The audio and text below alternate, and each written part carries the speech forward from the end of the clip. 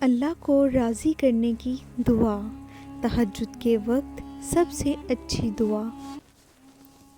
لا الہ الا اللہ وحدہ لا شریک لہ، لہ الملک و لہ الحمد وہو علی کل شیء قدیر، لا حول ولا قوۃ الا باللہ، سبحان اللہ والحمد للہ ولا الہ الا اللہ واللہ اکبر، اللہم صلی علی محمد وعلی آل محمد۔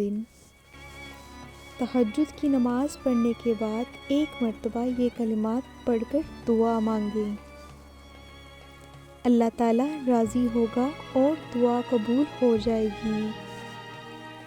اگر آپ نے ابھی تک ہمارے چینل کو سبسکرائب نہیں کیا تو ہماری حوصلہ افزائی کے لیے چینل کو سبسکرائب کر لیں۔ جزاک اللہ۔